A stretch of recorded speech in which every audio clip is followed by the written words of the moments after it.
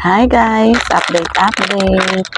Kumusta naman guys ang bentahan nyo nung Valentine's Day kahapon? Kumusta naman? Ako, minalas kasi umulan kahapon. Wala akong ganong customer kahapon guys.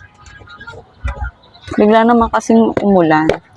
Pero the day nung day of 13, magba-Valentine's pa lang. Doon may mga bumibili na sa akin ng mga roses. Ito nga yung dati kong ito na lang yung natira guys sa mga roses ko. Itong heart ko, ayan, meron pa siyang natira. Pero nabawasan din yan kasi nga, yung 13 pa lang may mga bumibili na. Tapos yung pinaka-aantay kong araw, yung 14, bigla namang umulan.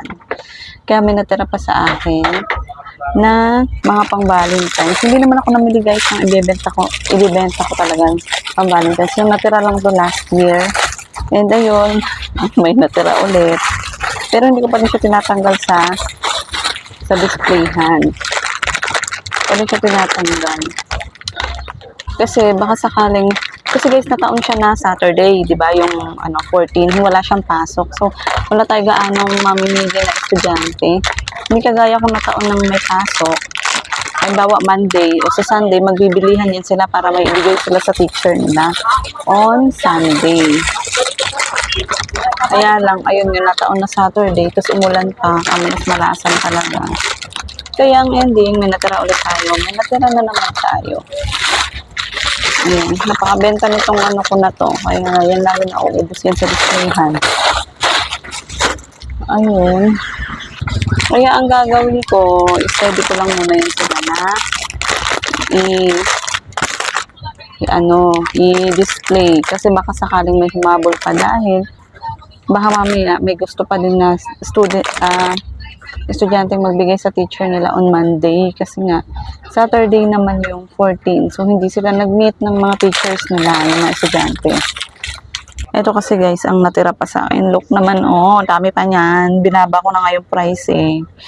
Tapos ayan. May natira pa rin talaga. Pero I'm hoping. Yan. So, yun ang naging update ko sa aking Valentine's Day. Yung aking nangganap dito sa Valentine's Day, wala tayong benta.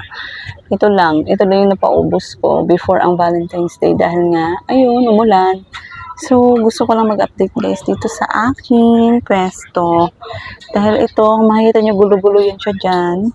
Ayan, nakikita mo guys. Meron na akong bagong sabitan ng aking mga paninda. Ano bang tawag dito? Itong grid na to. Ayan, naglagay ako dyan. And finally guys, after how many years, nawala na yung balakid dyan. May plano ako dyan guys. Tinanggal na naman talaga namin yan. Naibenta na namin yung nakasabit dyan na bike. Meron akong plano dyan kasi mag-expand ako ng aking business. So sana bumenta. Kasi bala ko guys, magdagdag ng mga school supplies. Ayan, magdagdag na mga products. Hindi na lang mga accessories and mga laruan, kundi magta-try akong magbenta ng school supplies. So, sana bumenta tayo.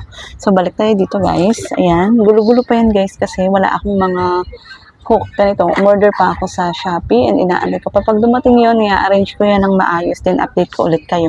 Kasi kailangan ko maiayos tong mga fake news na to, pati itong mga to.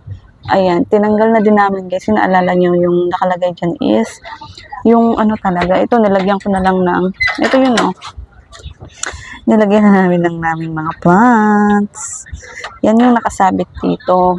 Yan yung nakasabit dito guys. And tinanggal ko na talaga din. Ito talaga yung kailangan ko. Itong flat lang na to.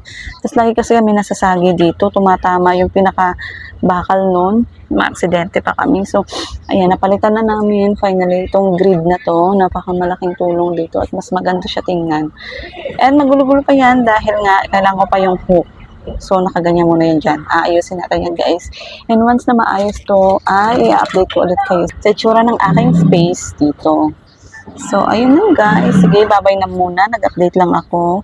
And kailangan ko pang refillan tong ibang mga paninda ko na wala na. Naubos na sa displayhan nila. So, ayun lang muna guys. Bye-bye. See you next time.